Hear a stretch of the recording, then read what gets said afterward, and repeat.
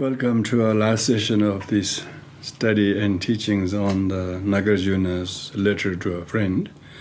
And that friend is ourselves who are receiving this letter. And so we have gone through the main part of the text. And now the verse number 113 is where we're going to start. According to the plan of the lesson, this teaching covers all the different stages, how to become enlightened by leading through the 5 paths, and path of accumulation, and path of preparation, and path of seeing.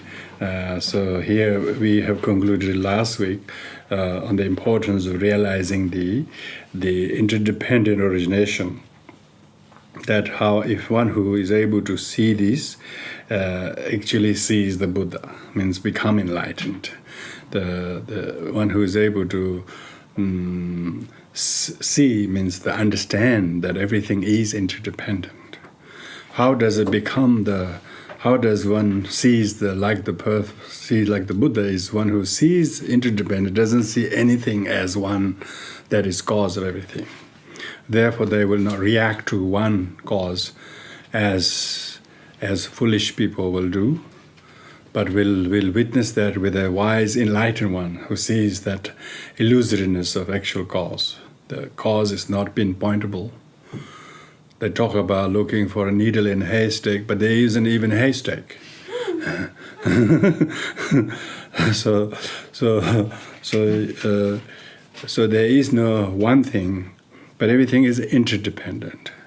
Then you are equally kind, equally pardoning, equally blaming. If you see any benefit, you blame everything. And so, therefore, the one who sees this interdependent origination sees the Buddha. So that concludes what is called the path of seeing, really, the teaching on the path of seeing. And the path of seeing is the first bhumi, and then second bhumi onwards, up till the 10th bhumi is called the path of meditation. So when we start on the verse number 113, that is a path of meditation. So these are path of meditation, are Arya beings, exalted beings. Exalted means these are become arhats, at least minimum, who have reached the first bhumi. And then they are in that meditative equilibrium. So to highlight that, highlight the practice of the Arya beings, so exalted beings, it says here, the right view, right livelihood, right effort, right mindfulness, right meditation, right speech, right action, the right thought are the eightfold path. Eightfold path of the Aryas. Yeah, meditate on them in order to attain peace. So the one who understand the first what I call path of seeing, then enters into the meditation. This order of the eightfold path is presented there is not exactly the order in which usually they're presented. But here, right view refers to one who has the path of seeing, one who has realized the path of seeing, but lack of inherent existence of everything, but interdependent origination of everything. And so one whose mind or view is very much widely opened by this supreme intelligence, and therefore the view is correct, and it is right. Because having this right view, it corrects all the wrong views. What does wrong view? Wrong view only grasps something, and then it creates affliction, ignorance, and all the karma. But one who has a right view does not create wrong view and therefore afflictions. So as a result of that right view, what is called, so the second one traditionally is the right thought, right attitude. So I'll put that. So that because of the right view, your thought is completely blessed with bodhicitta, altruistic motivation towards the beings who don't have this right view. Usually when we say right view, right thought could be like kindness to others. But bodhisattvas who realize right view, their right attitude is compassion and bodhicitta towards beings, not because they're suffering from broken leg, or not having food, or not having a nice place to live, but because they don't know the right view. So their meditation is, right view with which they meditate on right thought is, they see all beings with compassion, with bodhicitta, for not realizing the right view. Right view. So it's very much combined, the right view. The right view is with the right thought. Because the motivating factor to practice bodhicitta is the wisdom discerning emptiness of things. Yeah, usually we try to our motivating factor to practice kindness is so as to make them temporarily happy. That doesn't make any happiness. That's only just a small band-aid. So exalted beings, those Arya beings who have this right view, because they dwell in the path of seeing onwards, higher level, therefore their right thought is with seeing all sentient beings and their sufferings as illusion. But those who don't see them, treat them as real and true and then carry on. And so therefore their bodhicitta motivation, the right thought, is concerning beings not understanding that. And because of that, the third one is the right speech. Because of that right thought, the bodhisattva is able to output a right speech. That is the kind and compassionate, wise speech, not just simply to entice somebody, but that a speech that will actually penetrate or lift the veil of ignorance of sentient beings. So sometimes our right view, our kindness is much more method side, just to make them happy or touch them, but beyond that it doesn't do anything. So this right speech is right speech with the right view. So therefore, these are what we call from the right view, right thought, and right speech. And the right speech actually have penetrating insight, dispensing power. And when you understand emptiness, you realize you have got a different level of profound, vast teaching than telling you what is right, what is wrong, type of dualistic teachings. It completely obliterates the duality. It lifts you to the next level when you get the understanding of right speech. And because of this right speech, through the right thought and right view, then it influences through right action. So the fourth one is right action. The right action by which the bodhisattva is able to do everything is influenced by the skillfulness. And their conduct, physical conduct, is solely for the benefit of others, not just to impress others, but try to actually skillfully influence others, whatever they may feel required to do in the given situations. So the right action is very much the not doing things simply for the temporal benefit of it, egotistical approval of others. Because if you don't want to do the wrong thing to upset somebody, bodhisattva might have to do the very thing that upsets some people, but the whole reason why they have to do it cuts through the ordinary right or wrong action. So when we say right action, it refers to that kind of high level.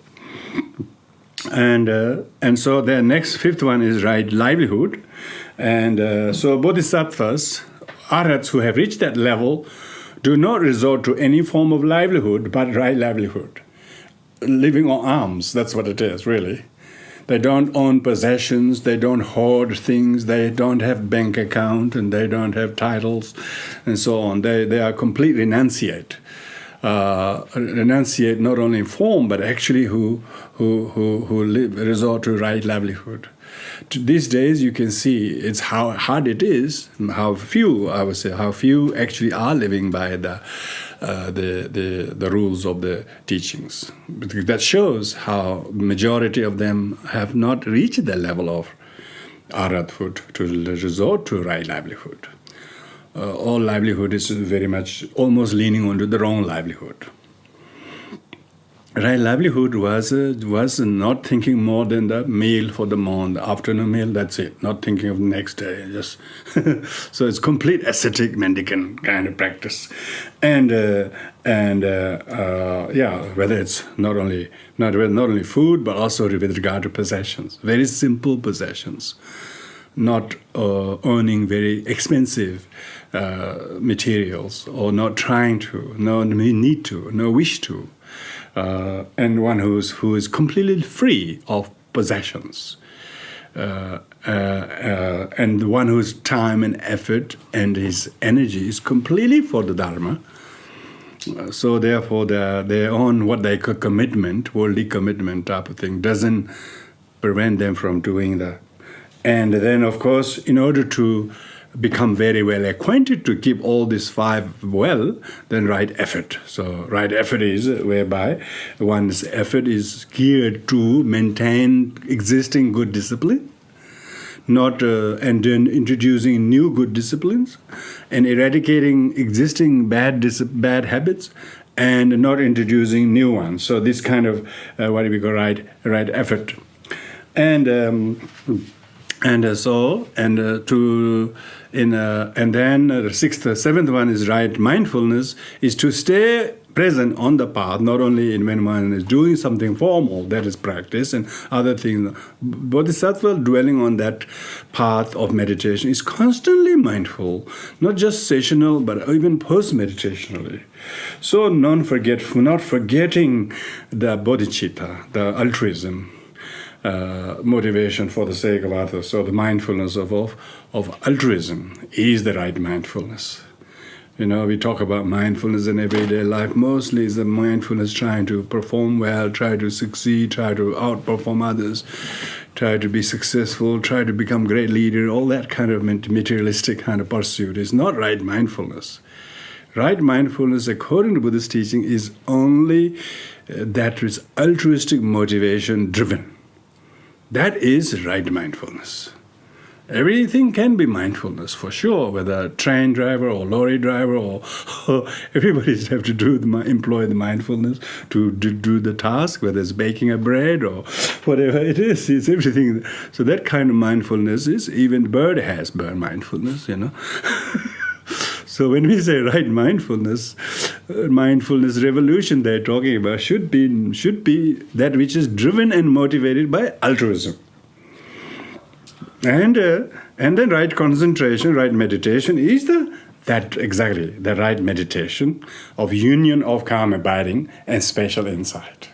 That calm abiding isn't something you do first and then wait for some other time to do special insight. All Vajrayana meditations are actually expected to be union of calm abiding and special insight meditation. Whether it's a refuge practice or bodhicitta, there is no kind of elementary thing. You actually, the form of the meditation is calm abiding, but the dissolution and creation and visualization, all of that is the emptiness of it. That's so here Nagarjuna highlights the importance of being able to practice this eightfold path. Eightfold path, because only by following this eightfold path, you are in the state of nirvana. You are actually in the state of path of meditation. Path of meditation, of course. Here is a bodhisattvic path, is nirvana of remainder, meaning you are not claiming the full enlightenment because of the bodhicitta. Remain as a bodhisattva on the 10 bhumis.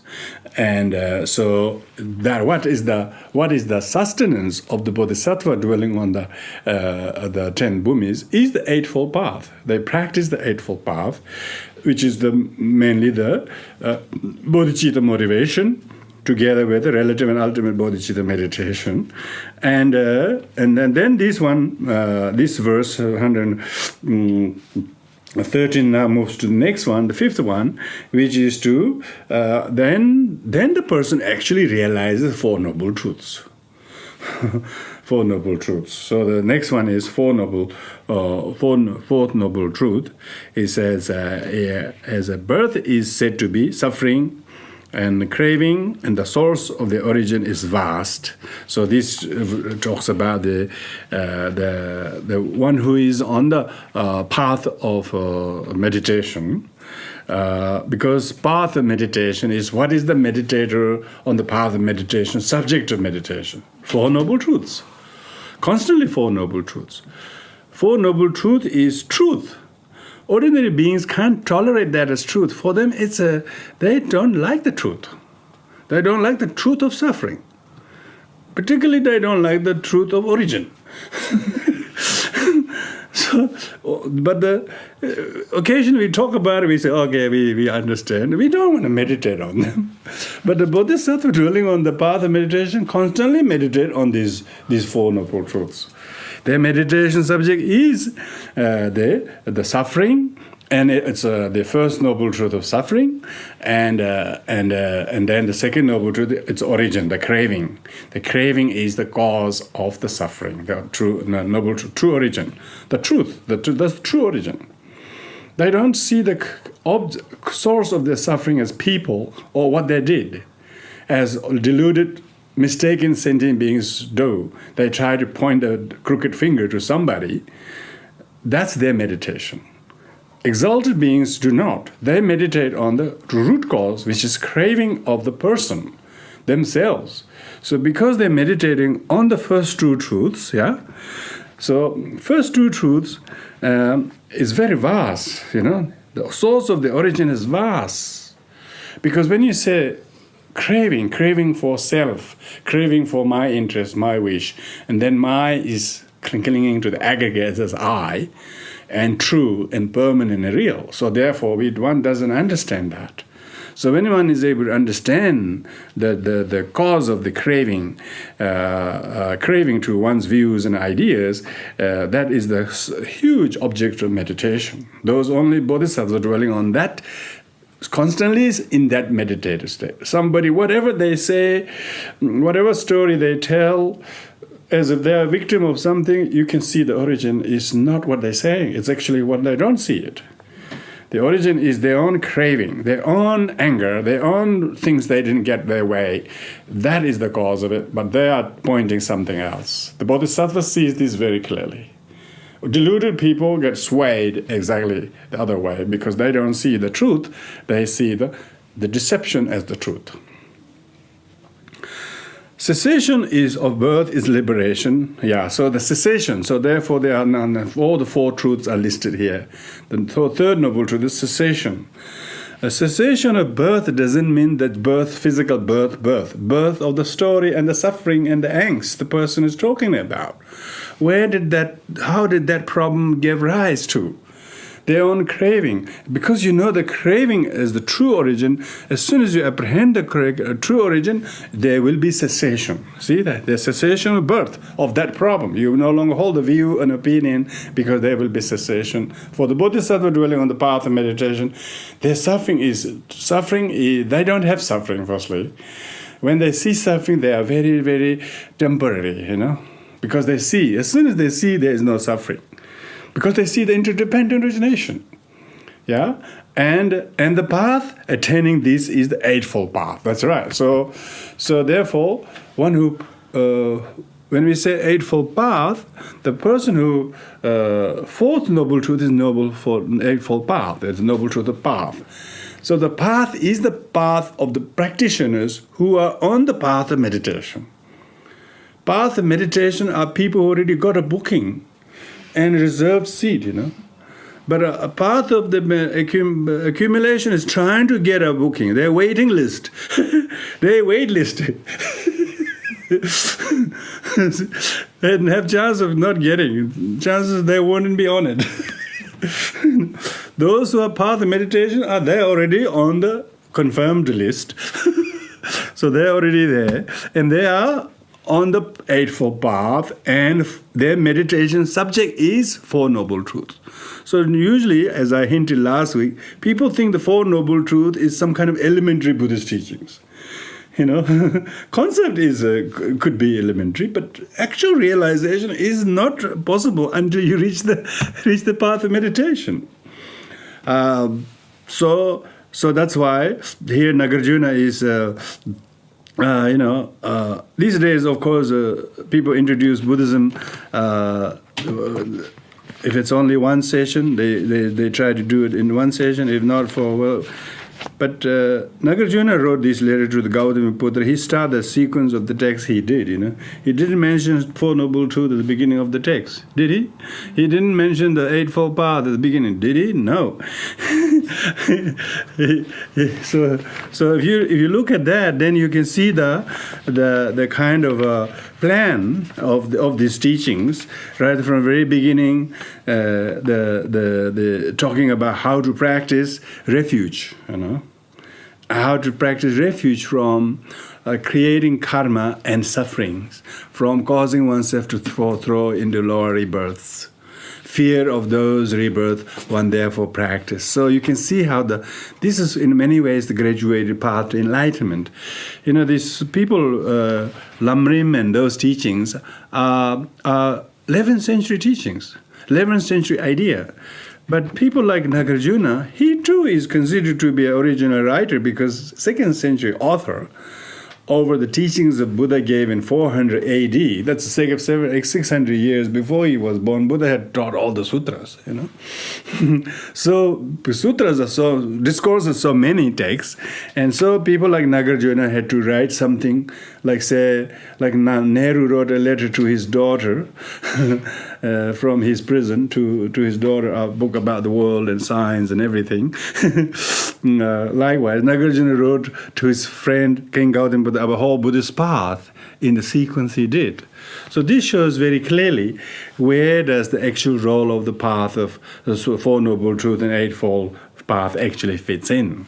So these days, particularly in the Theravada and pan-Buddhist kind of popular Buddhism, I can call this popular Buddhism, they always talk of Four Noble Truths and Eightfold Path as something elementary introduction, and they think. But actually, when you really look at it, the Four Noble Truths and Eightfold Noble Path is only those who are already ennobled by realizing first bhumi. So there is nothing harmful to talk about Four Noble Truths and Eightfold Path, but it's really important not to reduce them to some elementary teachings and think we know the Four Noble Truths. Intellectually we might, but to realize it's quite a different thing. So those two verses highlights therefore the main thrust of the path of meditation, where the meditator, bodhisattva, we can call bodhisattva. Now this is a real awakened bodhisattva.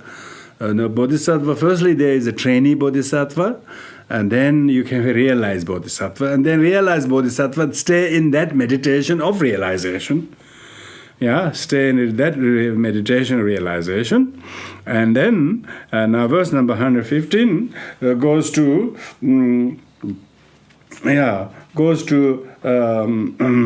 urge, goes to urge how this Eightfold Path and Four Noble Truths as being the actual harvest of enlightened one on the path of meditation, it's urging how to persevere to practice this. So it goes to say, that being so, meaning that Four Noble Truths, Eightfold Path, this being the actual path of meditation of those dwelling on the second bhumi onwards, strive always. So he urges the king Gautamiputra, like us, strive always, not just occasionally, to see the Four Noble Truths. Don't talk about Four Noble Truths only occasionally. Just make that as a way of unpacking everything, whatever that it is. You will always see suffering. If you don't see suffering, if you don't see any suffering, there's a problem there. So you're denying sufferings. you're denying suffering. If you're denying suffering, you are not on the path of meditation. So you got to see suffering, because when you see suffering, you see the cause of it. That gives you rise to developing right thought, then compassion, then bodhicitta. Because usually we try to deny suffering, and therefore we actually complain about suffering, or we complain about people who have suffering.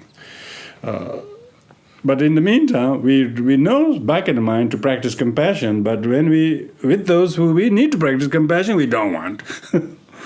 So always strive to see the Four Noble Truths. If you see the Four Noble Truths, then you can see the suffering and its origin, and the sentient being's inability to see that, and then straight away you see compassion. When you don't see the suffering of sentient beings in relation to them, you straight away judge the sentient beings. You don't see that they're non-seeing of it, their ignorance of it. You see they are doing deliberately. And then you feel justified to punish them. See? Why we don't see from Four Noble Truths, we straight away close our eyes and then tighten the fist and open the mouth and hurl. But to see from the Four Noble Truths, you got to really open the eyes, and then you realize, poor thing, this person is not aware of the dependent origination, of the craving of their own self, and so on. And when you can't see the first two truths, you couldn't get the third or fourth. How can you do? You can't. So always try to strive to see with the Four Noble Truths through knowledge. So therefore, Nagarjuna is encouraging King Gautamiputra, through this knowledge of this teaching that I have written in the last 114 verses, he says, through the knowledge of the contents of this letter, even householders in whose laps rest great worldly riches, like King Gautamiputra, who had many worldly duties, worldly trap, worldly duties, commitment, what do we call, can cross the river of the mental afflictions. So he even given assurance that he should not be daunted by these, but if one who is able to see the situations, every situation, there's no exclusive situation. There's nothing that is inappropriate to meditate on Four Noble Truths. If you are able to stay in the meditation Four Noble Truths, you probably will have some kind of a touch of realization of the union of karma by an special insight. Because you can see the bodhicitta is very strong. And not only the relative bodhicitta, the warm and kind feeling, but also discerning emptiness and the interdependent origination of. When you have these, then you can see the truths. And through that knowledge of the Four Noble Truths, that even king people like you can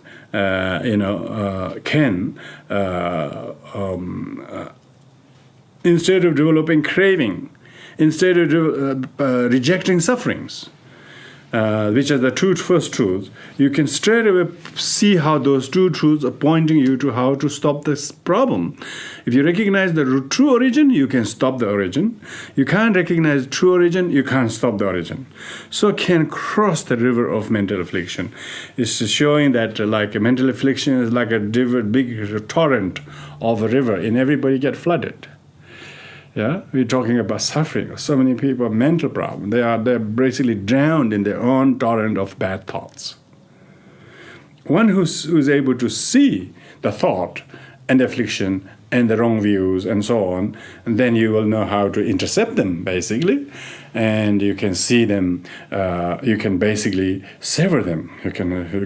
So therefore, Nagarjuna gives assurance to King Gautamiputra not to be daunted, but instead feel that once you have this knowledge, knowledge is so powerful. These days, they charge for 1 unit. To do 1 unit over $2,000. People are doing those units, they learn nothing. Just to get, they have to do 23 units to get a degree. Just to get, but they're still powerful. They're still powerful to get a job. Or powerful to make people stressed by it. But this is true knowledge. This is what they call true inner knowledge. That's Nagarjuna is highlighting. With this true knowledge, you can definitely overcome. Even people have masters in Western psychology. They still don't know how mind works. They're still just working on these miserable statistics of behaviors of rats and think they can understand human mind. They don't go to the really the crux of the mind. So you can see how difficult it is to cross this very difficult torrent. Most people put their feet on the wrong stone and slipped, and they. So that shows that this knowledge refers to knowledge of the Dharma. Knowledge of Dharma is so highly prized. And therefore, Nagarjuna encourages his friend to take the step to enter into that, to get a booking, if you like. Get a booking into the path of meditation. Yeah? He says, further, those who gain realization of Dharma did not fall from sky, nor sprout from the ground like crops. They are previously just ordinary persons subject to mental affliction. So this shows that because there's a lot of that kind of mystical thing, somebody is a little bit good, they think it's the incarnation of somebody. Or they are some chosen one. And they're kind of, particularly in Tibetan Buddhism and most spiritual groups, they always think that somebody is chosen one, or he chose the right mala, or that sort of cultural things. I mean, sure, still those could be some aspect of practice, but because most people think, I wouldn't be good enough, I'm not like him. We tend to put a curse on ourselves that we are not good enough. So here Nagarjuna encourages king, he says, those who have gained realizing Dharma, like all the great teachers of the past, you should hear the stories of those from Aryadeva all the way to how Aryadeva, who have to give one of his eyes to somebody, as the biggest trial and tribulation of his journey in the path. Milarepa, who was basically grilled by his teacher to purify his negative karma. They didn't just parachute it in this world as some chosen one, Actually, those people who are actually sitting on very, very high position might be chosen one culturally, but actual practitioners are not like that. Actual practitioners are those who commit their backside on the rock like cushions, and miss lunches and miss dinners and feel cold in the night but still practice and strive with diligence. These are the people who actually. So therefore, Nagarjuna encourages. So those who have realization are not some people who are all descended from the heaven, as if you have to be so few to be good, that you have to be only come from the heaven, descended one, or someone who sprout out of nothing and on the lotus or something. Ridiculous. I mean, you and I have no chance. If you have to spring out of lotus and descend from heaven, you and I have just completely failed. So King Gautamiputra was included, and by the way, Milarepa was not born on lotus, and so on, and Angulimala and Aryadeva and you just name them all the great. They were not some born in miraculous story. These days I am a bit skeptical of quite a lot of biographies. They write amazing things. Wow, gosh, hard to believe. Most of them are just hard to believe. We don't want to be irreverent here, but you got to be realistic, isn't it? That Nagarjuna shows very clearly. You should, because people always put themselves down. I'm not good enough. I'm not like that. So we shouldn't think like that. Even as an ordinary person, he says, even as householders, you can overcome those torrent of the afflictions if you stay meditator on the Four Noble Truths. Not just sitting there meditating, but just think of Four Noble Truths in the context with which you are to see things. Then you can see how intelligent it is. It quickly gives access for you to practice the Eightfold Path, particularly with the right view. If you don't have the right view, you can't get the rest. And you can see the right view comes only from right meditation with the eighth one. So, which is the meditation? And meditation, path of meditation. So you can see that, yeah? It's very important to understand that. So they were previously just ordinary persons, subject to mental affliction. You talk about the stories of teachers like Milarepa and others, and Angulimala and Nanda and King Ajatasattu and so on. There's basically everyone, you see. They were all previously just as ordinary and deluded. And those who try to see that you are beyond that, you're perfect, that definitely is not Buddhist path. That's some kind of some chosen group. So it's very important, because what is the mysticism that can destroy Buddhism. People have so much unrealistic expectations of each other, as they must be over and above, beyond this, because they are a monk or they are this or that. That kind of a thing, that kind of unrealistic expectation, they don't realize that they are all people with human issues, karma, born with karma and afflictions and whatever. So therefore, then we don't make kind of because your expectation is not unrealistic, then you're much more able to accept them as a part of the first two noble truths.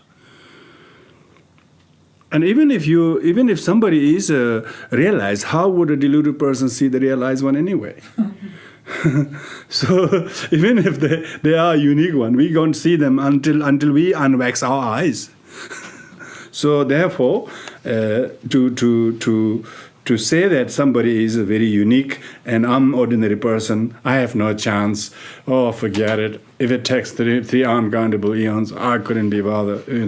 One shouldn't be daunted by that, because Bodhisattva's path is not about doing quickly. Doing carefully, so it's more quickly is not the issue. It's more stably. And so that's why Nagarjuna encourages his friend, like us, and don't denigrate and look down upon yourself and others if they are afflicted, if they have karma. See them as object of your meditation of Four Noble Truths. Then you are able to see that in spite of this, we are in the Dharma together.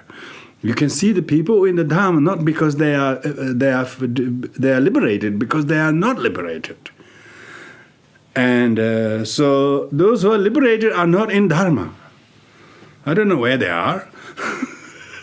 They're not. The liberated ones are usually beyond Dharma, So of course they may be bodhisattvas, arhats, disguised as ordinary form. We are not saying they are not, We're not suggesting they don't exist, but it's very important to not idealize.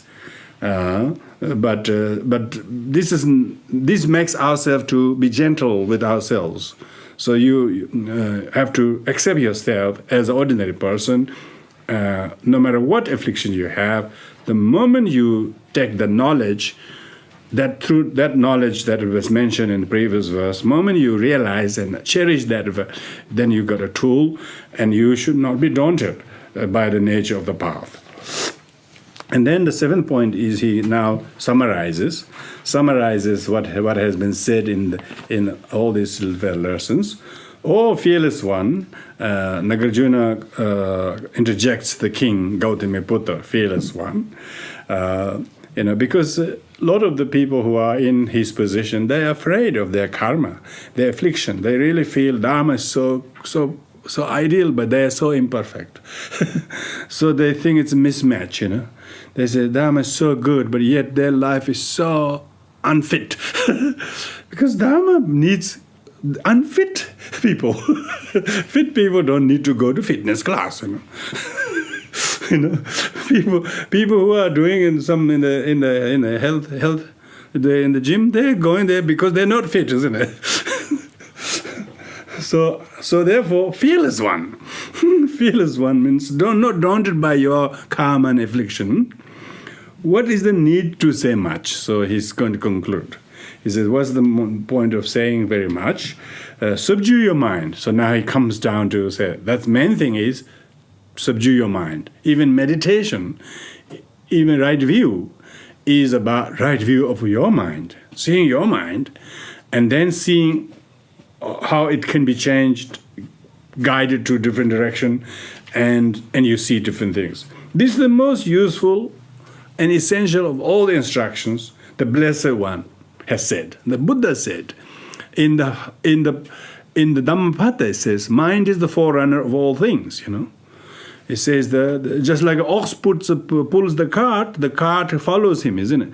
Whatever mind thinks, whatever it thinks, all the thought and action comes follow that. So therefore one needs to think how to subdue the mind. How to subdue the mind. Even Nagarjuna's letter to king is nothing other than how to train the king to train his mind to get the right view, understanding of interdependent origination.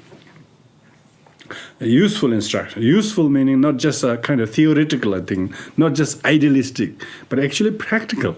It has an actual definitive characteristic of allaying suffering and their causes. Useful means, because when you see your mind, you couldn't see its origin, you couldn't see its color or shape or gender or name, or it doesn't have a barcode to be read by others. Everybody got a barcode, isn't it? But the mind doesn't have a barcode. Nobody can read the mind. Means you can't see the mind. Yet it is still very luminous. The luminosity of the clarity is clearly there, but you couldn't nail it down. Blessed One said, the mind is the root of all dharma. Because mind is the root of all dharma, then it is the understanding the mind will empower us to train our mind and change our thoughts, drop our habits, drop our wrong views, drop our bad thought, and so on. So all the wrong views, the wrong thought or wrong actions will be dropped once you understand your mind. Because if you don't understand your mind, you think the people have to be changed, the place have to be changed, where you live has to be changed, and what duties you have to be changed. And if somebody wasn't doing that, you'd be happy. That kind of attitude. Always try to change out there is not going to get anything right, but wrong will follow, like the cart, the ox cart. Ox pulls the cart, wherever it pulls, it goes.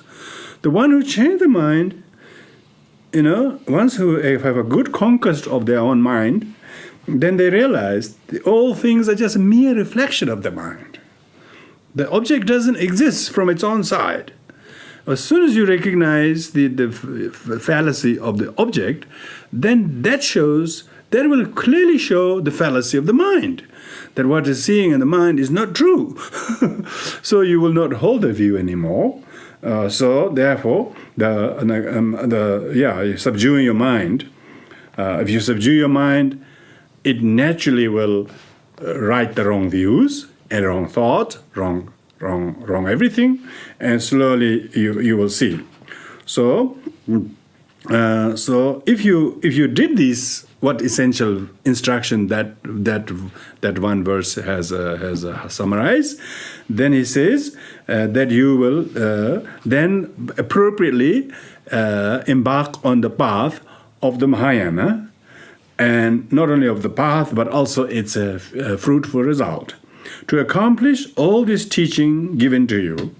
So now Nagarjuna says to the king Gautama, all this teaching that I have given to you, in order for you to actually yield a good result, yield a good result would be difficult even for a monk, So he says so even for even full-time practitioner, monk really means a full-time practitioner who devote his time and energy in nothing but that, and no other agendas, no other kind of aims and objectives, but the Dharma, but the study, but the propagation, but the practice, but the teaching.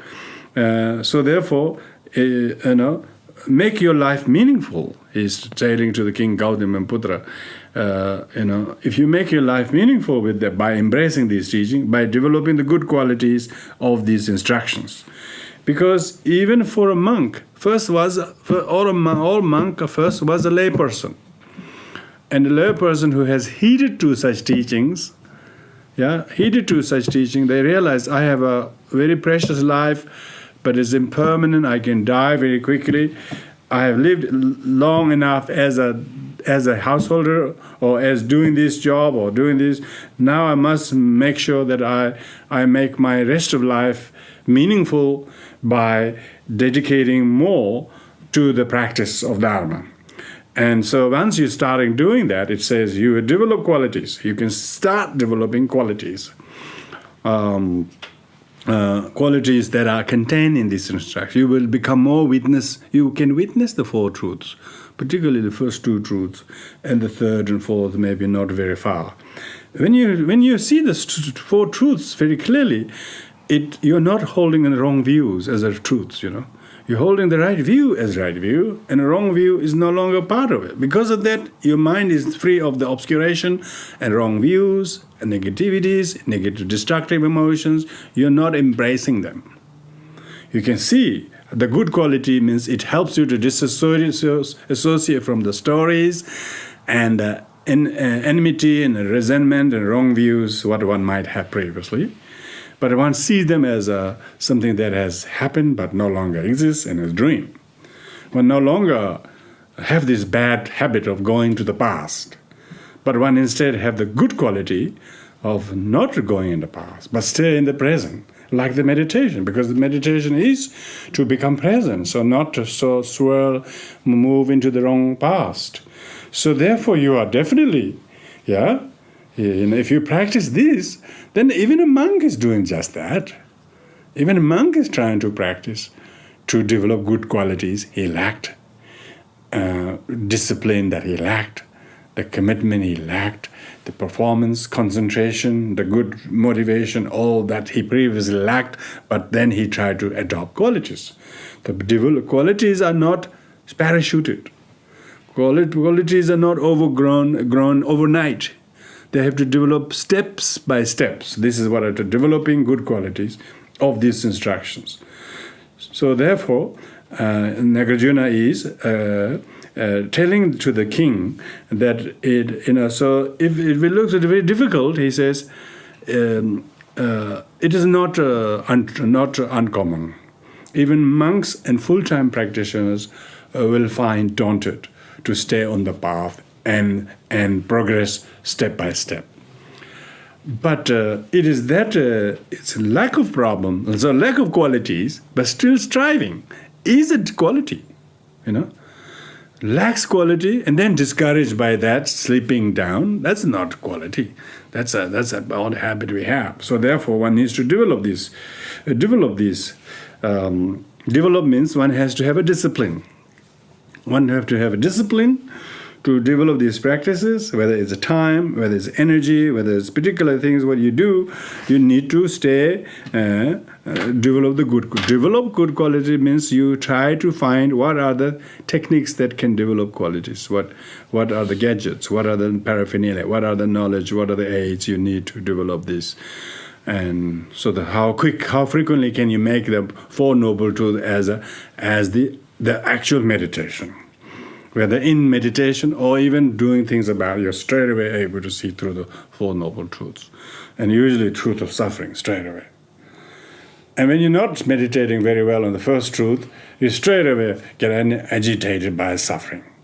See, we don't sit very well with that, really. First truth is the hardest truth. We straight away reject. And that's the first noble truth. But the one who understands the first noble truth does not blame the suffering, but look at the origin of it. People try to look at the origin, but look at the wrong origin. They look at the wrong direction. They bark at the wrong tree, they call it. They bark at the wrong tree. Always, So it's not that they think there is not a tree, but they think they're the wrong tree they're barking at. So if you have the first truth, you straight away, you don't bark at any tree. let alone to the wrong one. You see, that's samsara. This is life. You don't say why you're like that or why I'm like that, or this is life. This is the definitive characteristic of samsara is suffering. So one who try to deny that, see, straight away, how difficult it is to meditate the First Noble Truth. It's the practice of Dharma is reciting mantra or something. But facing the problem is not Dharma. If you really have this right eye with which you look, you can see. And then you are straight away not blame the person or you, but see the both eyes in the same boat, both are object of compassion. They look so weak and so helpless, don't they, when they don't see the first truth. Then you develop compassion. Compassion for them not seeing the root cause of it. And why they are barking at the wrong tree. Then you can see you are developing. You are developing qualities. You're getting sort of a familiarity how to meditate the first truth. First truth means usually we don't have the truth, we have the false information. We think the false information is the correct information, and we are quickly swayed by that. And any action or thing we do subsequent that swaying is harmful, but we don't see it. But one who sees the first truth straight away see with that vision, that extraordinary seeing. This is what we're talking about, the Arya, the path of seeing. You've got to see through the eyes of the Arya beings. One is who is in that meditative state can see. And therefore, whatever you develop is, you can see incrementally you see the origin of suffering. Because if you don't move to develop from seeing first truth to the second truth, just by seeing first truth, people get overwhelmed. They don't see the true origin. When they see the true origin, they develop, They no longer is on the suffering, they are looking at the origin of it. Like scientists more interested in the cause of the illness rather than try to destroy the virus quickly. They try to see what they can develop to destroy the virus. So you understand. See, that's what it's called develop. You develop good qualities. Good quality in relation how you understand first truth and second truth and so on. All of these instructions. Then he goes to dedicate the merit of this. He says, rejoice at the virtue of all beings. Now, if you are able to stay practicing, then you don't not only see the suffering, the truth of suffering of sentient beings, but also you can see the goodness of sentient beings. Because you are seeing from the eyes of the exalted bodhisattva. Bodhisattvas see the deluded sentient beings, but they are all Buddha nature. They all have Buddha nature. They all try to do their best from their own side, but they are not assisted by the karma and circumstantial causes that are beyond their control. Because of that, Bodhisattva can rejoice the virtue. Someone's goodness is not lost in the thicket of a small issue. So the small issue doesn't hide the big picture. So that's why rejoice at the virtue of all beings. Don't try to exceptionalize someone as if someone has no qualities at all. Every sentient being has virtues, has qualities. Why? They all have Buddha nature. They are brought up into this world by the kindness of each other, and they are exposed to many things that are abundantly good, and they all have love. They all wish to harm no one, only if they knew what that it is that is harmful. Only if they know what is it that is actually benefit. Rejoice at the virtue of all beings. Don't just few people you rejoice, other people you get angry. That's not a person in the path of seeing will do that. Person on the path of seeing sees the universality of the Buddha nature. Buddha nature is like a milk with cream. It's just that if you churn the milk with cream, every milk with cream will have butter. So you should buy milk with the full cream. Just in case you have no butter. You at least know where the butter can come from. So you should see everybody, all sentient being has a cream of Buddha nature in the milk of their ordinary appearance. Yeah. Then you can rejoice. Dedicate your own threefold good deeds. And also don't look down upon yourself. Because when you start seeing good in others, you start seeing good in you as well. And then you have abundant joy to rejoice and dedicate. Dedicate means think of others and share it for others in your mind. So a practitioner who develops qualities, who is on the right path, Eightfold Path, right, Noble Truth Path, how do you know it is the right path? He's got right intent. This is the right intent he's talking about. Rejoicing. Rejoicing is when you're, not just because you're the only one who's the top of a moon type of thing, and you rejoice. Not like that. Rejoicing is when things are really tough, but still you can rejoice, and therefore the tough bit doesn't feature very much because your ability to see the big picture, whether it's your relationship with mother or someone or something. You try to look at the big picture. It's much more beautiful than the small smudge that you're complaining about. And so, this is what rejoice at the virtue of all beings and dedicate your own three good deeds to the attainment Buddhahood. So you don't whatever you do, you should dedicate them, because so that may sentient beings have ability to achieve various levels of benefit, all the way to attain Buddhahood.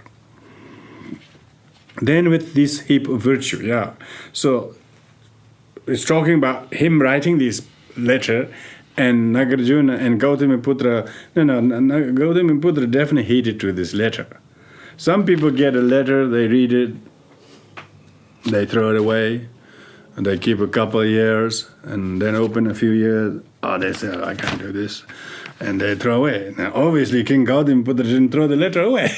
See, the merit was dedicated, and it flourished. And dedicated means it flourished. He flourished this letter. He didn't keep it to himself. This is my letter. That's just to me. No. So just as Nagarjuna has encouraging to dedicate and share means benefit share, and then with this heap of virtue. Because Nagarjuna has put this, it's nothing his original idea. He's not saying this is heap of virtue because he wrote it. He said at the very beginning he says, even though my poem may be miserable, but the subject I'm writing is what the Buddha said. So all the things I'm saying is original teachings of the Buddha. So do not denigrate my writing, but because its content is the teachings of the Buddha. So hence, he is very confidently saying there is heaps of merit because what he shared is the enlightened realization of the Buddha. He just happened to put in this kind of sequence of the verses for friend. So therefore, this is the teaching. Even if you go to the Buddha, even if you go to some highest great master, you go to them, this is exactly they're going to teach. So therefore, there's heaps of merit in one's own receptivity in being able to give attention as much as we have. So there's heaps of virtue, not only in teaching, but most important in listening. Not only listening, but taking to the heart. And don't just look for how did you enjoy the week or 10 day or 8 week. Don't like that, not that kind of assessment. Just think that virtue is much more than you can see, and therefore share it.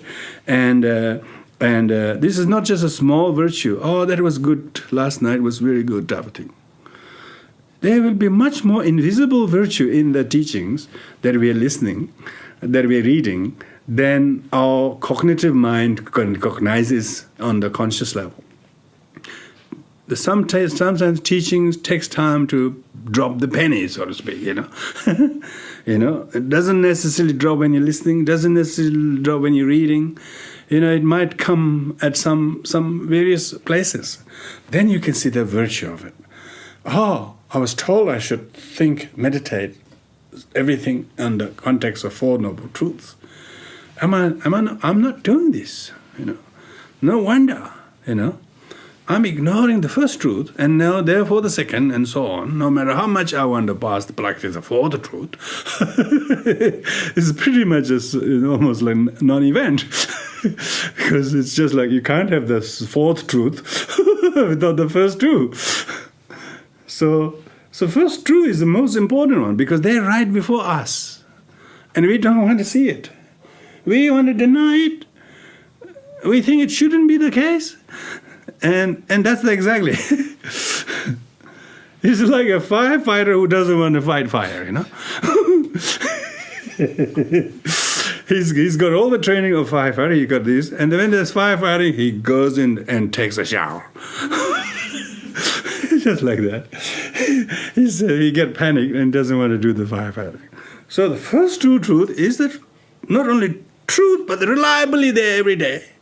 They're reliably there right before us, and we don't want it. We want to push it away. We want to think that shouldn't be the case. Why this? Why this? Then there's a lot of whys. Then we get frustrated. then we create more cause of the same misery that we don't realize coming from the very lack of cognition. Absence of the cognition, absence of awareness. So heap of virtue means listening to the teaching will sometimes give you merit of contemplation. Your thought is now influence. It teaches you to think differently. In the teaching, when you read it, it didn't quite do that. But somehow, by the merit of it, it is helping you to think differently, and therefore, you no longer have the kind of a negative way of looking at things. And if you did this, the result is, now the next verse is the result. Become a master of yogas in all of the worlds of gods and humans, for an immeasurable number of births, and protect many helpless beings with activities like those of Arya Avalokiteshvara. So he's saying that Arya Avalokiteshvara was once upon a time none other than ourselves as a sentient being, and therefore who saw the volume and the weight of the responsibility and the severity of the obscuration and disability of sentient beings. Severity of disability of sentient beings. They have all these things, they have all of that, but still they are completely unable. And so become a master of the yoga. Of yoga meaning this the meditation. Yoga in this case means meditation, In the old days, yoga was only meditation.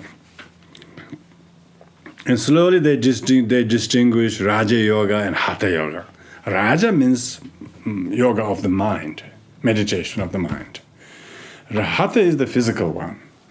So it's not so much the posture of the body that is the problem. But not so much that you can correct the posture of the body, because body is going to die and decay anyway, no matter how good your posture is, But it's the posture of the mind that really meant to change, That's what the change your mind, It says tame your mind, So become the master of yoga. Yoga of yoga is control over your mind and training of your mind from selfishness to selfless, from the craving, clinging to permanence as a letting go, one who sees not, one who hold a wrong view as some truly existing and a lack of existence. These are the yogas. These are the just getting rid of the wrong, awkward posture of mental attitudes, that having the wrong views, that impermanent things as permanent, unsatisfactory things as satisfactory, and no self as a self, and so on. And life not as a life. One is not accepting life. One wants life to be so different than everybody else's. So that's the yoga. That's the biggest change of your posture. Someone align your back, you feel good. Oh, thank you very much. Oh, you feel so good. They at least help you to adjust your little joint. This is a mental joint we want to fix the most, That's the most awkward joint that no osteopath, no chiropractors can touch and do this for you. Only your own plasticity of your brain and your ability to drop the wrong views will give you the yoga. This is the yoga, what you're talking about. Become a master of yoga. This yoga means abundance. Yoga means abundance of qualities of enlightenment. Become a master of the yoga, because Buddha is a yogi. Yogi is the one who has realizer of the abundance of the spiritual knowledge and wealth.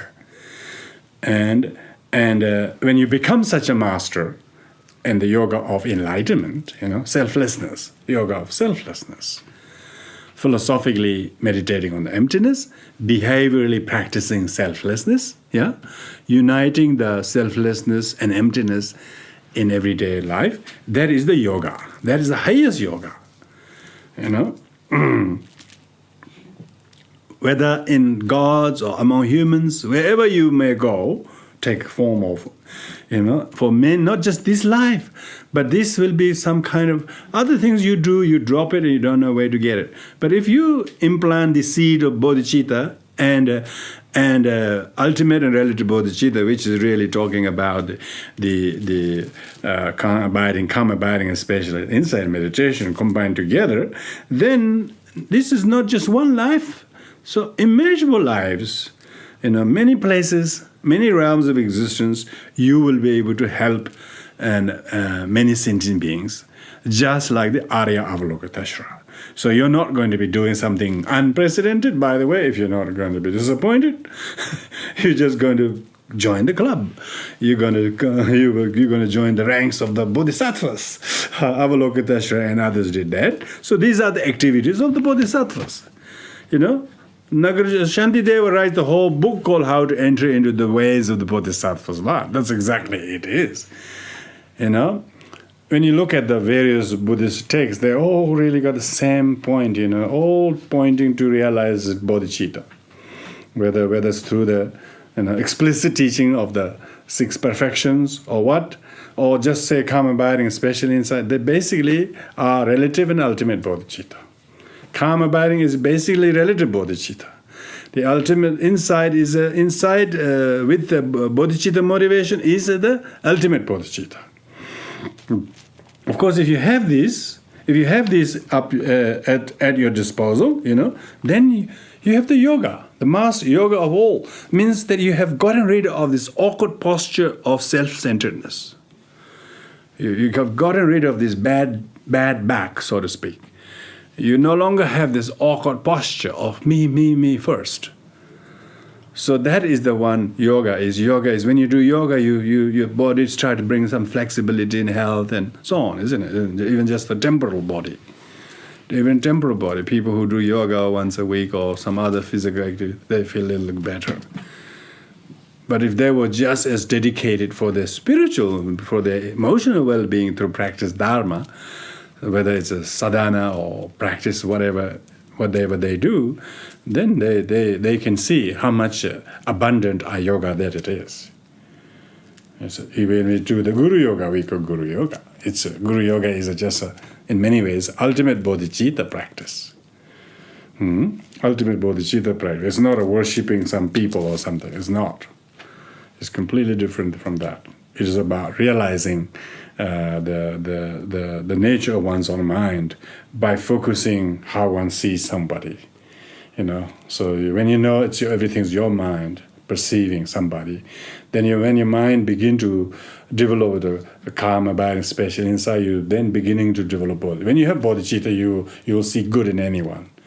You can start with the one person, and then slowly you will be able to change your whole perception of others through the yoga of uniting the calm abiding special inside. So that's what when it refers to the yoga, because how to become like Avalokiteshvara is one who has realized and in constantly abiding in the path of meditation.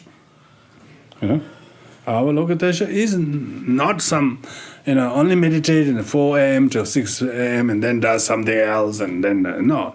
Constantly in the meditation, meditation on path of meditation. Having taken birth, so because you are a bodhisattva, you still have to come to the world again and again. So you your corporal body will need to be changed, and you having taken birth, dispel sickness, aging, desire, and hatred. So you will, every time you take a new rebirth, your purpose of that is in order to be another extension to help sentient beings. Yeah, just be another extension cord that can reach people who will not, because you took a rebirth here, a rebirth there, whatever. You'll be able to help sentient beings to dispel sickness, because the cause of sickness is self-centeredness. The illness comes from ill will. Sickness comes from ill will. People who have bodhicitta don't get sick, they say. There are many, many merits of bodhicitta, and one of that is you don't get sick, you don't contract illness. If you need to get sick for the benefit of others, you will, but otherwise, ill will brings sickness. And when you can teach such yoga to people, how to not to get sick, dispel illnesses and aging. And of course, physically everybody will age, but it will not age as quickly as biologically you do. Because if you have bodhicitta, you become ever youthful, like Manjushri or Tara. Always stay youthful, always stay youthful, because if your bodhicitta is there, you are always young for the spirit to benefit others.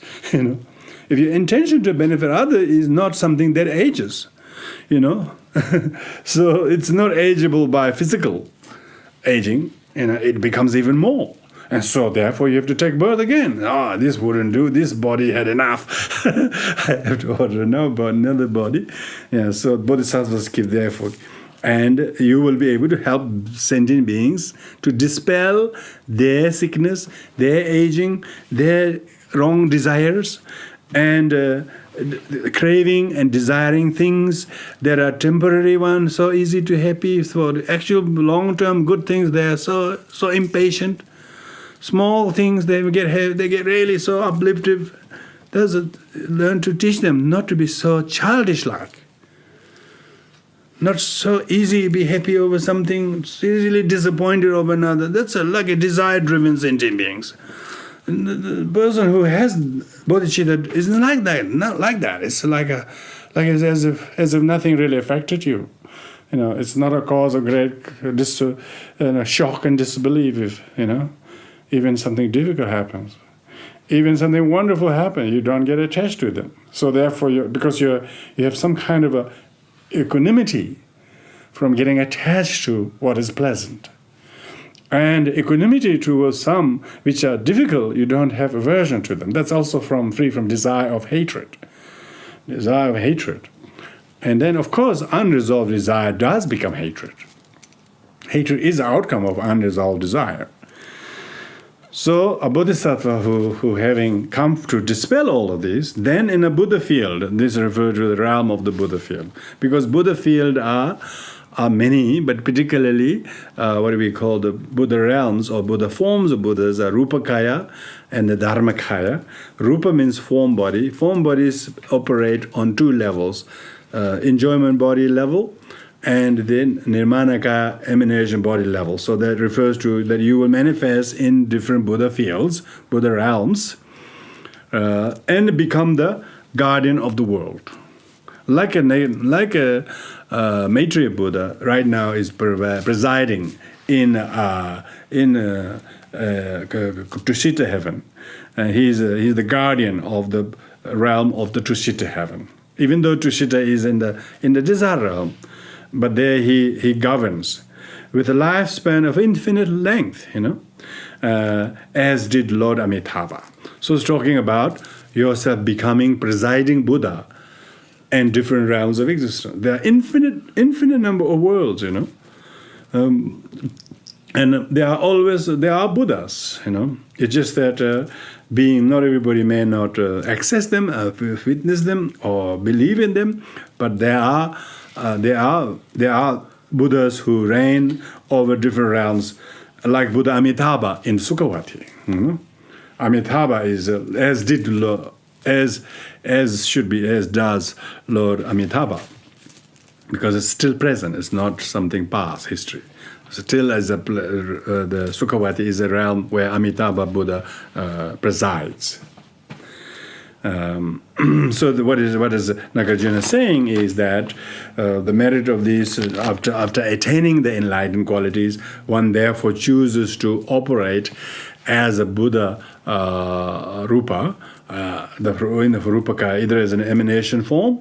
Emanation form is different from enjoyment body form. Enjoyment body form only operate in Akanishta realm, whereas the Nirmanakaya, emanation body are excellent Nirmanakaya, birth Nirmanakaya, artistic Nirmanakaya. So the bodhisattvas could manifest whatever, even as inanimate things, like mountains or something, like lake or rivers, or bodhisattvas could appear as anything, as well as birth Nirmanakaya, deliberately born as a birth, born as a bodhisattva, like the belief of great teachers like His Holiness Dalai Lama and the like are reincarnated form of bodhisattvas. It comes from as a birth Nirmanakaya. But they are not excellent Nirmanakaya. Excellent Nirmanakaya only like Shakyamuni Buddha, who has 112 distinctive, excellent physical features, like webbed fingers, webbed toes, a number of, never have to paint the nails, but always very, very coppery red. And so many other characters like that. So those are the excellent Nirmanakayas.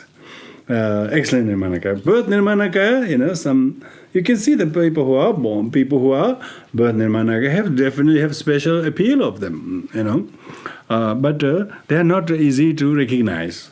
But one must not think that they don't exist, but one must believe they do exist. The Buddha activity is constantly happening through the Buddha manifestations.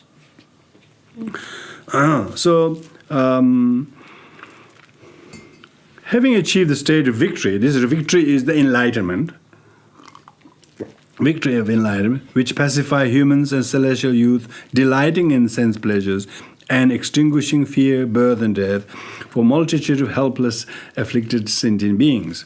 This refers to the effect of the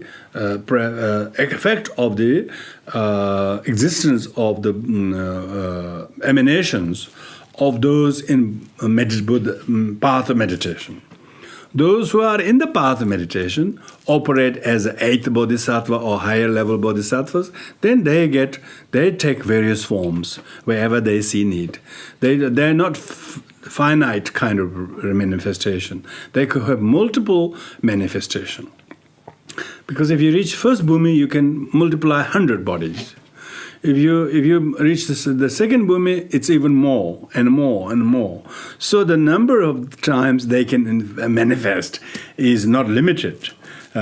So that's why I'm referring to. And having achieved those victory, then they will go and execute the Buddha activities in the realms and help sentient beings to whether it is in a human realm or their realms, delighting them and skillfully, and then bring them to extinguish their actual fear and birth and the death, and whatever the enlightened beings do to entice sentient beings, it is not just to delight them sensorily, but using the delighting of the senses as a skillful method, but mainly so that their fear are extinguished. Their cause of birth are extinguished, which is karma and affliction. Where their fear of death is extinguished, which is birth. So therefore, then help a multitude of sentient beings. Talking about the benefit of following the path and embarking on the path. Spread the fame of immaculate wisdom. So it's talking about, exactly. This is exactly what it's doing. Every writing of Nagarjuna has spread. His writing has caused just that.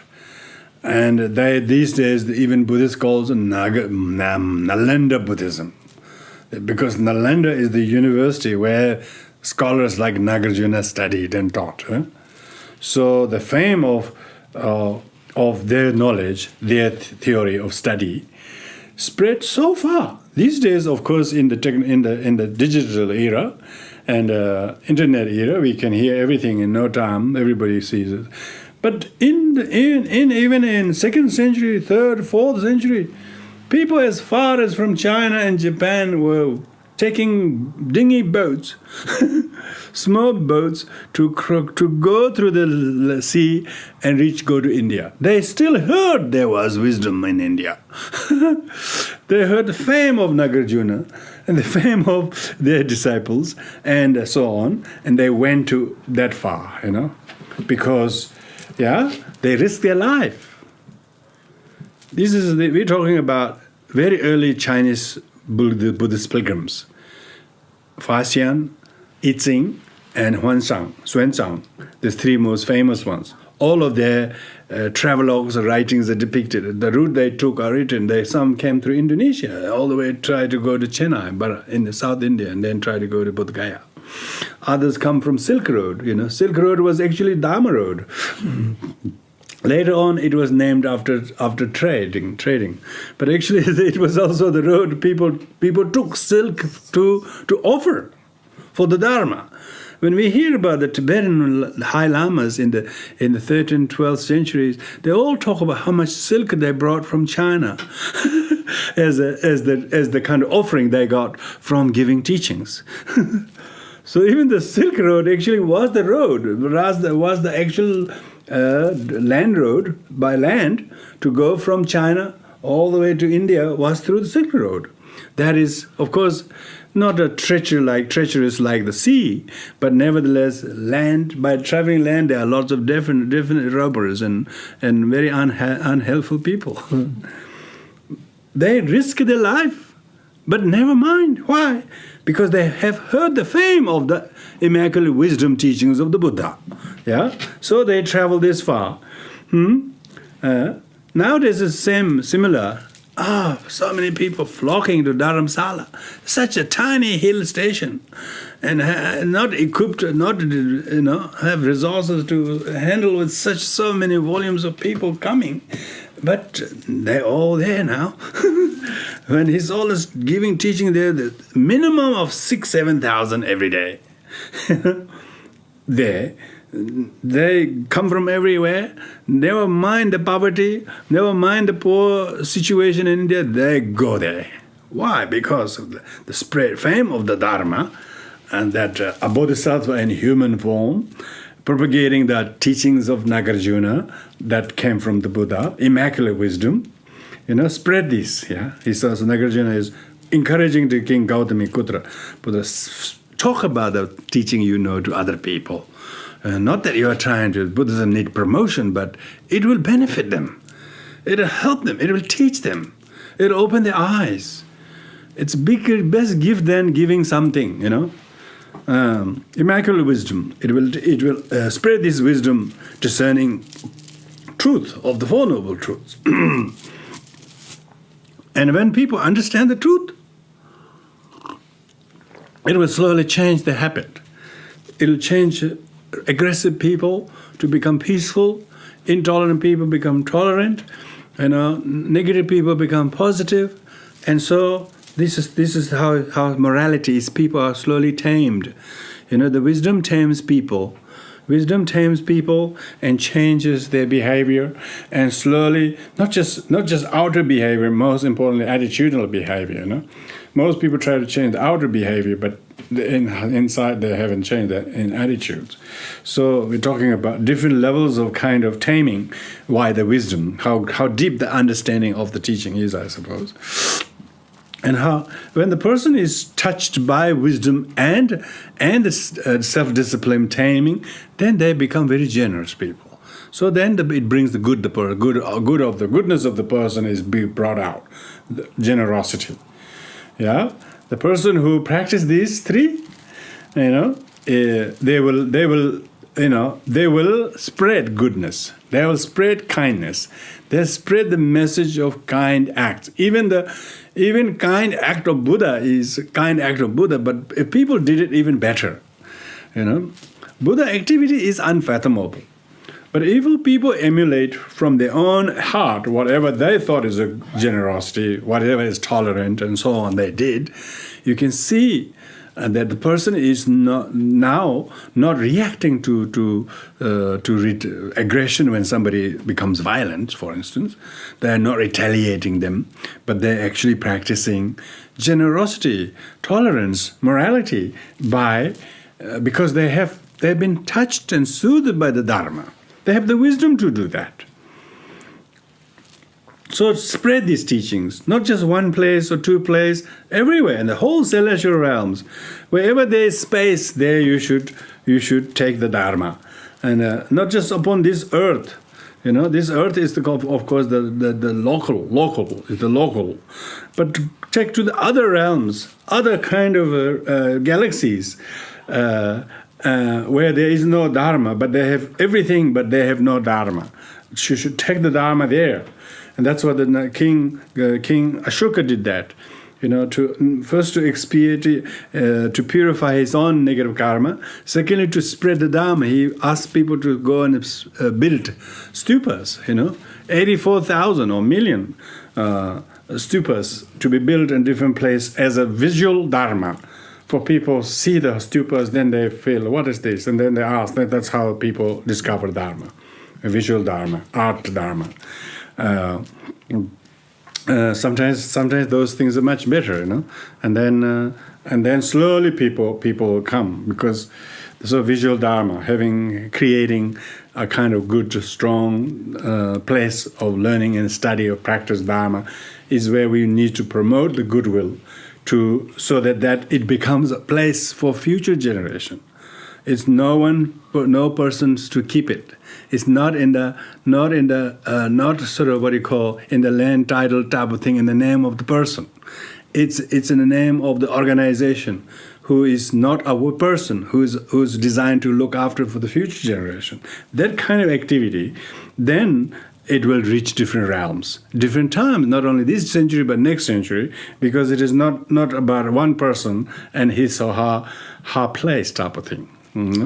It is therefore what is called Sangha, place, Dharma institutions usually is place of Sangha, governed by the very aims or objective for the sake of propagation of Dharma. And then it will spread throughout various realms. You can see even in Australia it's right on the earth, but the Dharma has been only very recent, last 50 years. Even then, it is only coming out of few people's vision and effort. And then if more people contribute and take on that vision, then these kind of teachings will spread to different realms. Some places we know, some people go, I live in a place where there's no Dharma community, and they feel really, they wish they don't have to work there, but yet they have to. So you can see, when there is not a place where there is no support of Dharma, people feel that they need one, and yet it's difficult. So prayers need to go there. So karma needs to be implant the seed to different places. Finally, attain the transcendental state of name only, peaceful, fearless, undefiled, and perfect. So therefore, is talking about when a person is generally recipient of the Dharma, they will experience peaceful means absence of hate and all the afflictions. Fearlessness means absence of craving and grasping. If one is not grasping about me, there is no fear and anxiety. Undefiled means that selfless bodhicitta. If your intention is altruistic, then you cannot be defiled. You cannot be tainted by selflessness. And perfect is therefore, it will be always produce good beneficial result. So it's highlighting the importance of nirvana is absence of afflictions, absence of self-grasping, and so this means then nirvana means absence. Nirvana means to put out the fire.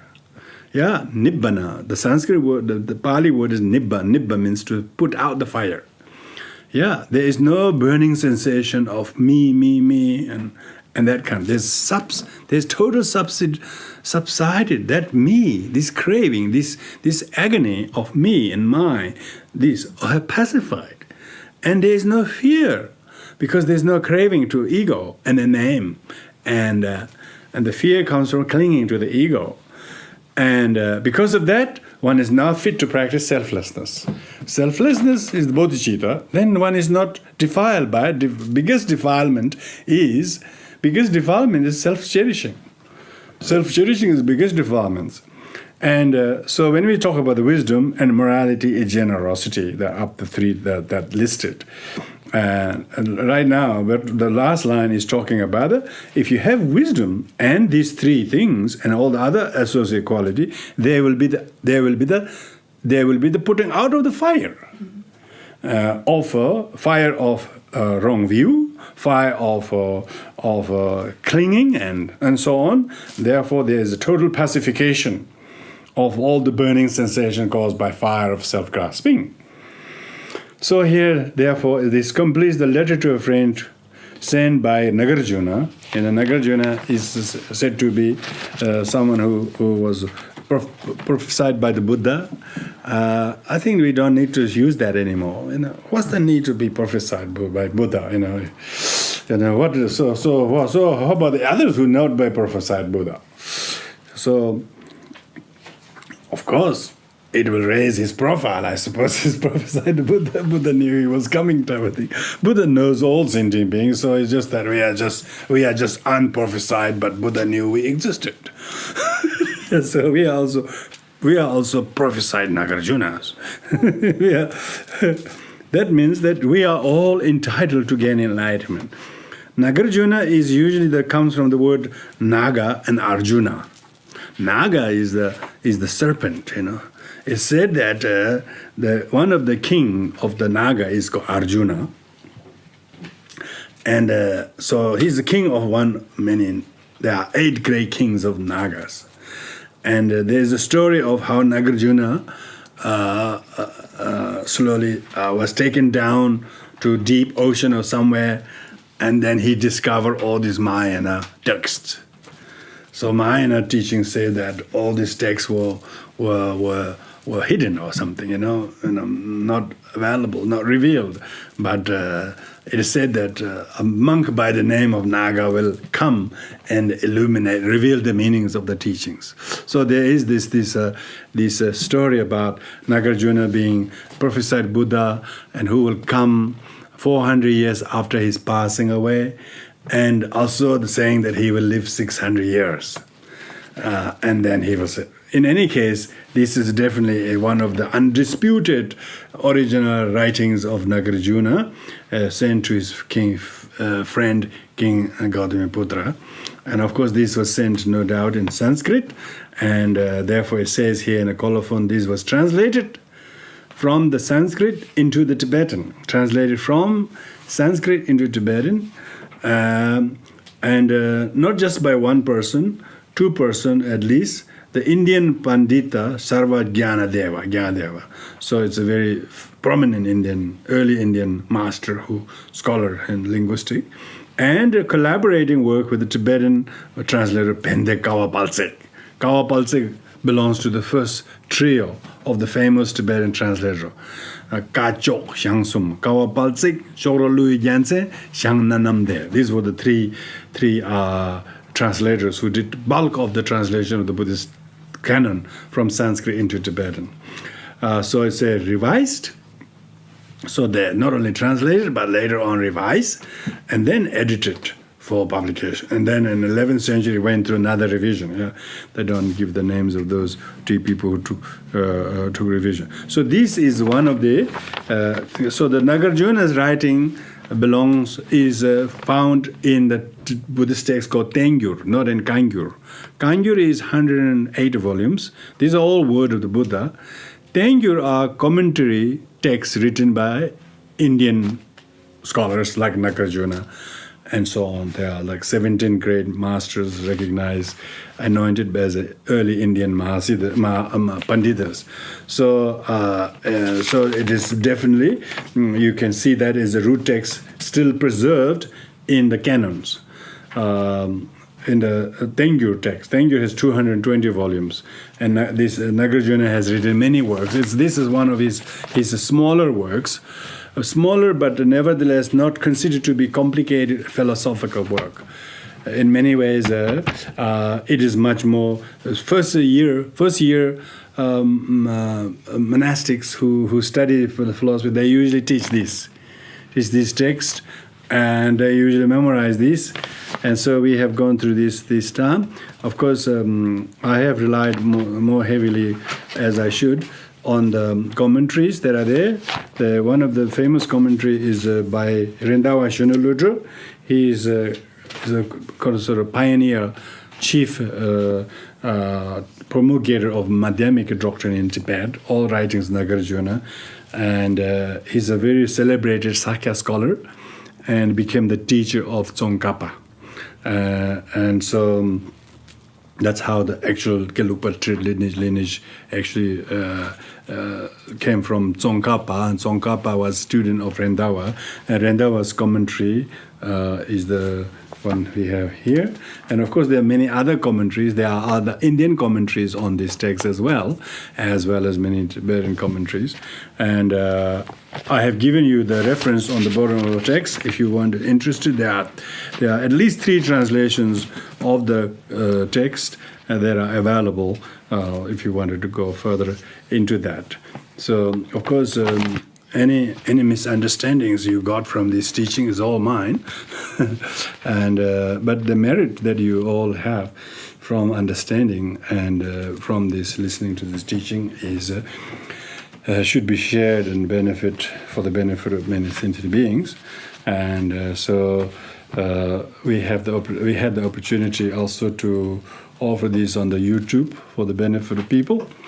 It is because we have come to have a fairly improved technology that has made it possible for people to watch this online for the benefit of other people.